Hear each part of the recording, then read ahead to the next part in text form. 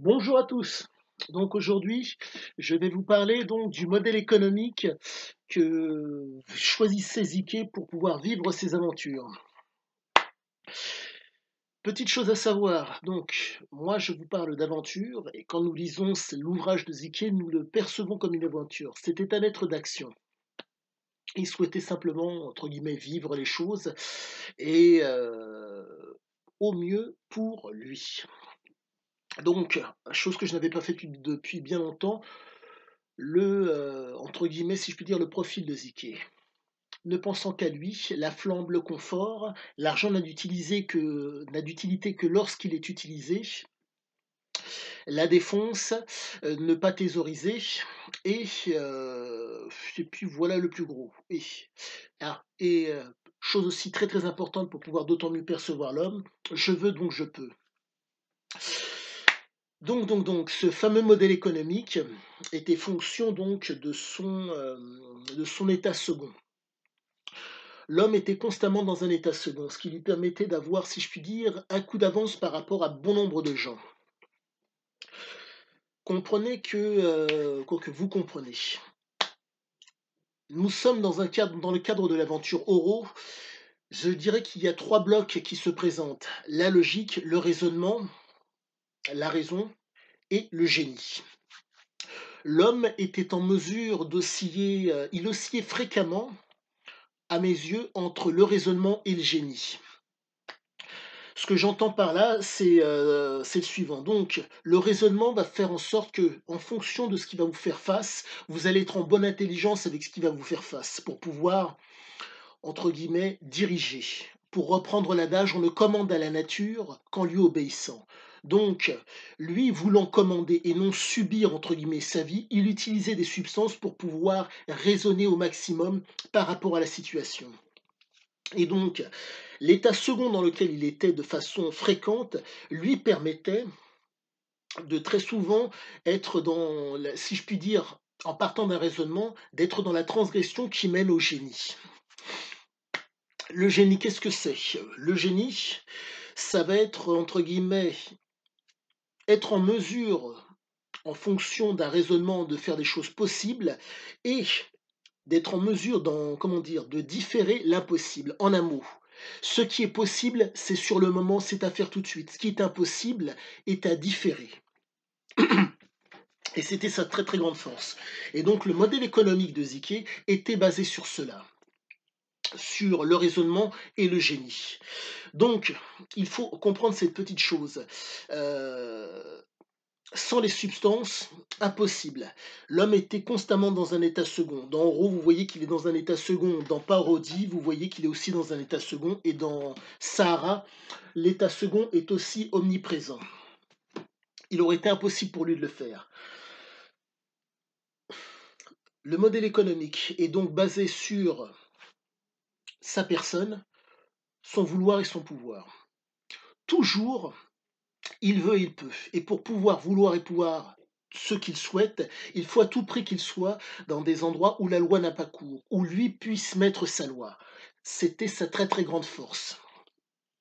Il était en mesure de trouver, de chercher et de trouver les endroits où il allait pouvoir mettre son vouloir et son pouvoir. Je veux donc je peux. Et donc, pour pouvoir et vouloir, comme il le souhaite, il faut à tout prix être dans des zones où la loi n'a pas cours. La raison en est très simple. Là, les endroits où la loi n'a pas cours, il n'y a pas de contrôle et il n'y a pas de règles. C'est vous qui allez, entre guillemets, y mettre vos règles et qui allez contrôler selon votre degré d'implication. Le degré d'implication de Ziké était extrêmement élevé de par les drogues qu'il prenait. Ce qui fait qu'au moment où où une personne, si je puis dire, à cause de sa physiologie, aurait été fatiguée ou aurait été dans un état dépressif, la CAM lui permettait donc de faire fi de l'état dépressif et de la fatigue. Ce qui fait que, au niveau du contrôle et du règlement, il y arrivait. Mais là, la grande force de cet homme par rapport à ces prises de substances, c'est que, certes, il y avait prise de substances, mais il y avait un travail qui était conséquent et qui était fait dans cette zone où la loi n'avait pas cours. Donc, et à petite chose aussi à savoir, le travail était fait, mais si vous voulez, au-delà du travail et de la cam, il y avait sa neuroplasticité qui était, je dirais, d'autant plus accentuée par la cam. Sachez, j'en reviens toujours à la genèse, le père et la mère. Père légionnaire qui a, entre guillemets, donné des cadres de discipline à cet enfant. Mais, et vous avez aussi cette mère qui a, de par ses nombreux voyages, pu observer différents comportements. Et il faut savoir que Madame Mia, c'était le nom de sa mère, était, comment dire, d'après ses dires, était douée comment dire, pardonnez-moi, était en mesure d'avoir presque des dons limite surnaturels. Pour résumer la chose que nous percevons de façon régulière, cette espèce peut-être d'instinct que certains ont l'impression de voir. Il faut savoir que Ziké ne comprenait pas forcément ce qui lui faisait face, mais il savait, en un mot, entre ce qui fonctionne et ce qui ne fonctionne pas pour l'aventure, il choisissait ce qui fonctionnait. Donc, il n'avait pas besoin de comprendre, il avait juste besoin de savoir. Et sa mère était plus ou moins dans la même perspective. La grande force qu'il a eue, si je puis dire, grâce à cette qualité qu'a transmise sa mère à Ziké, est la suivante. C'est cette capacité à savoir. On dit généralement que derrière tout grand homme, il y a une grande femme. Dans le cas du père de Ziké, la femme, la mère de Ziké, était, si je puis dire, une grande dame. La raison en est la suivante, c'est une femme. Généralement, les femmes sont susceptibles de parler, parlent entre elles. Et force est de constater que c'est les discussions qu'elle a pu avoir avec d'autres femmes lui ont permis de voir, d'avoir, comment dire, de comprendre d'autant mieux et encore de savoir ce qui l'environnait. Et donc, cette femme qui a fait de nombreux pays ne comprenait pas forcément ce qui lui faisait face, mais elle savait. Ce qui fait qu'elle a transmis cette capacité à son enfant, qui était d'autant plus réceptif. Et donc, Ziké, depuis sa plus tendre enfance, s'est discipliné, si je puis dire, ne pouvait, entre guillemets, accepter, comment dire, avait besoin de liberté. Et donc, par rapport à ce modèle économique, par rapport à l'aventure, ceci explique cela. L'endroit où la liberté est d'autant plus grande pour un esprit, pour la neuroplasticité de Ziké, c'est le cadre où la loi n'a pas cours. Je veux donc je peux, ni contrôle ni loi. Et donc, quand il trouvait ces zones où la loi n'avait pas cours, il lui fallait, étant donné qu'il appréciait le succès le grandiose, et le succès le grandiose qu'il appréciait était dû généralement, à mes yeux, à la prise de cam. La prise de substance fait que vous avez un rush au niveau dopaminergique, au niveau de l'adrénaline, au niveau de la noradrénaline et au niveau de la sérotonine. En un mot, les hormones qui vont faire que vous allez d'autant mieux. Et comme la cam, entre guillemets, accentue l'effet énergisant, le succès et le grandiose sont de mise.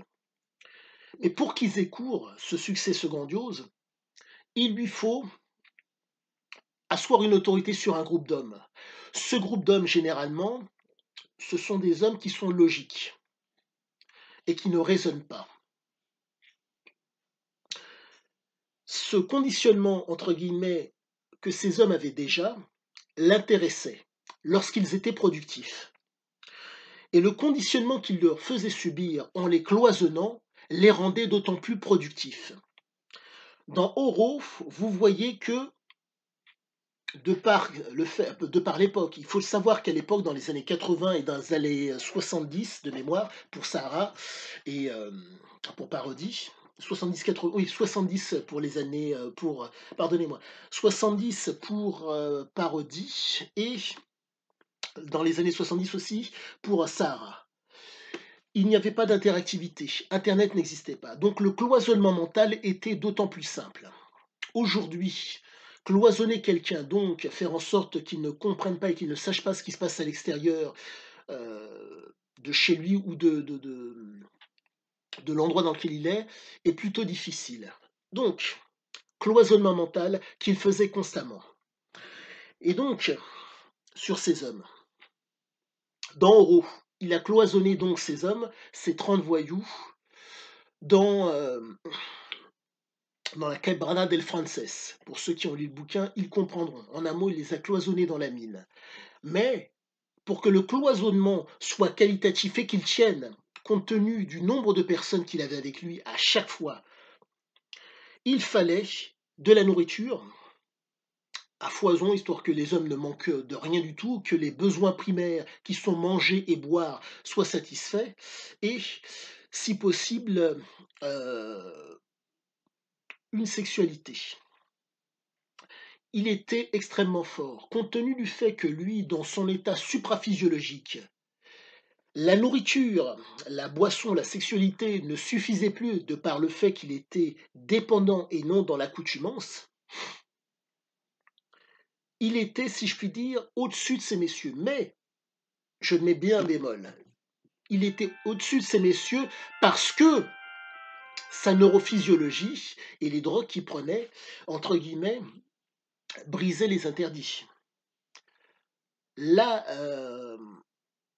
perspective que vous avez quand vous êtes sous substance et quand vous n'êtes pas sous substance, ce n'est pas la même.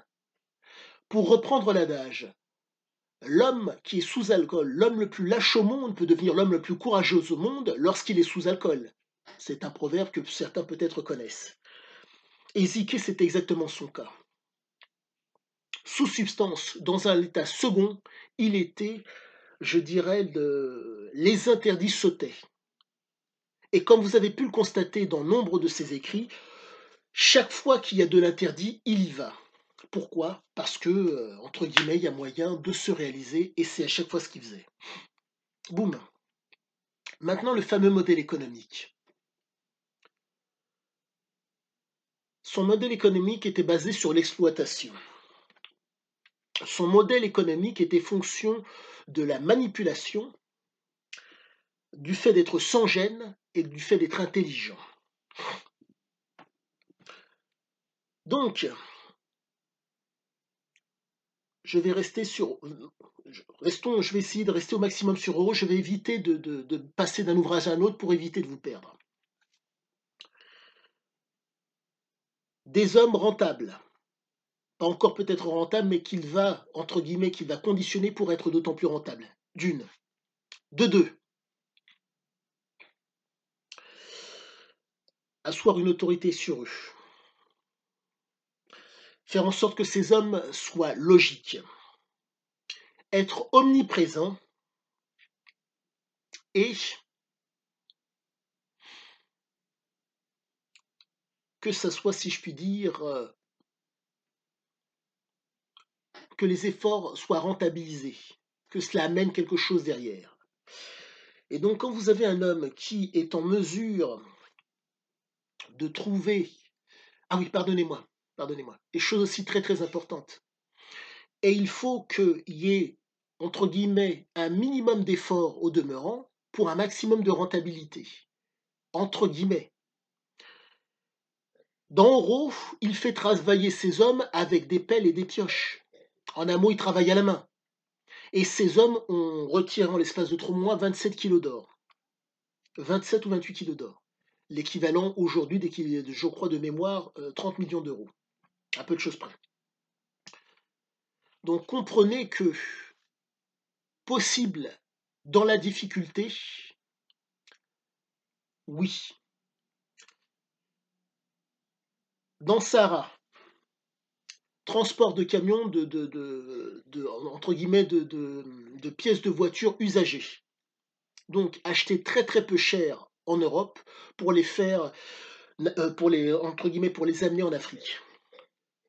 Là aussi, il a fait des millions. Dans Parodie, dans le cercle de jeu, des millions ont été brassés aussi, dans un cercle de jeu où c'était censé être interdit. Pardon, dans un cercle de jeu où, normalement, à partir d'une certaine heure, c'est fini, il y a plus le droit de jouer. Donc, bref, il a majoré les coûts. Mais j'en reviens au modèle économique. Quand contenu fait aussi, chose aussi à ne pas négliger, c'était un jouisseur. Donc, il faut à tout prix que ça soit, si je puis dire, où il puisse être en présentation et représentation. Ça aussi, c'est très très important. S'il peut s'appuyer sur la présentation et la représentation, il peut manipuler les gens qui lui font face. Donc son modèle économique est forcément, comment dire, s'appuie forcément sur la logique des gens, une vision court-termiste. Mais lui a une vision, je dirais, moyenne, voire long-termiste. C'est qui fait réellement la différence. Et qui fait que, comme lui chapeaute le travail des autres, et qu'il a plus ou moins, qu'il sait ce dont il parle, parce qu'il a déjà pratiqué tout seul comme un artisan, si je puis dire, il voit là où ça pêche et là où il y a moyen d'augmenter. Et chaque fois qu'il y a moyen d'améliorer quelque chose, il le fait. Ce qui est possible, c'est à changer sur le moment, et il le fait. Et le conditionnement qu'il arrive à instiller dans, comment dire, instiller dans ces hommes fait que très souvent, ce sont les hommes eux-mêmes qui viennent, entre guillemets, qui viennent à changer les choses par eux-mêmes. Et c'est tout bonnement génial. Donc, les grosses lignes. Sa neuroplasticité de défoncer, pardonnez-moi. De parler à la cam qui prend, les interdits sautent. Boum. À la suite de ça, sa neuroplasticité certes, et son intelligence. Donc, être sans gêne, être intelligent et être manipulateur. À la suite de ça, trouver l'endroit où il va pouvoir et vouloir faire ce qu'il veut. Un cadre où la loi n'a pas cours. Après ça, accentuer le rendement en asseyant une autorité sur un groupe d'hommes productifs, mais et qui va conditionner, dont il va maximiser le conditionnement pour qu'il soit d'autant plus productif, pour que le succès grandiose soit là. Et, chose aussi qui est très très importante, il faut que l'action ou le projet soit dans un cadre ou soit fonction de choses qui, au demeurant, ne demandent pas, si je puis dire, comment dire, où on n'assoit pas d'autorité sur lui, ça c'est sûr, mais qui soit, si je puis dire, au demeurant, qui a l'air d'être minimaliste. Chercher de l'or, jouer aux cartes, conduire un camion avec pardonnez-moi, avec de la ferraille en tout genre, ça a l'air d'être simple. C'est simple. À la suite de ça, il faut réussir à maximiser. Et c'est là où se trouvait sa force. Le possible et l'impossible. Le possible à faire sur le moment, l'impossible différé parce que pour l'instant, ce n'est pas possible. Voilà la grande force de Siziaziki. Je pense vous avoir donné l'explication sur le modèle économique de Ziki. Ah, chose que j'allais presque oublier. Le pouce, inscrivez-vous. Mais j'oubliais presque. N'oubliez pas une petite chose, c'est que l'homme devait faire la navette. Pour résumer la chose, l'or n'est vendable, comment dire, en tout cas, le moyen de vivre pleinement de l'or n'est envisageable que lorsque l'or est vendu. Donc, la promesse, le compromis et la confiance sont les mots d'ordre par rapport au groupe sur lequel il est une autorité. Dans Sahara, les camions ne pourront, entre guillemets, comment dire, la rentabilité ne sera que lorsque le camion sera vendu. Sahara, La rentabilité des efforts ne sera là que lorsqu'il aura gagné ses parties de cartes. Petite chose, peut-être que j'espère vous faire percevoir la chose. Une action qui est susceptible d'amener de l'argent, mais une action qui, entre guillemets, demande un effort pour de l'argent. Ça a l'air d'être anodin, ça a l'air d'être, j'espère que mon propos est vraiment bien explicite. Il ne peut pas, comment dire, il n'est pas dans des logiques de braquage, prendre et mettre directement dans sa poche. Pour que vous puissiez vous rappeler, vous souvenir, pour peu que vous vous souveniez, de mémoire, ça devait être Saltarana qui lui a proposé de flinguer des Européens qui, comment dire, allaient vendre l'or pour, entre guillemets, «prendre l'or» et le vendre lui. Donc rappelez-vous, cette perspective ne l'intéresse pas plus que ça. Il prétend avoir fait des braquages, je mets un bémol, je ne sais pas, mais quoi qu'il en soit, rappelez-vous de cette chose. Dans toutes ces aventures, il explique qu'il y a le projet et il y a entre guillemets le travail ou l'effort à fournir par rapport à ce projet, et à la suite de ça, quand il a maximisé la rentabilité du travail, il va pouvoir vendre ce qu'il en est. Voilà ce qu'il en est. Voilà quel est le type de modèle économique sur lequel se basait Ziquier. Au revoir et bonne journée.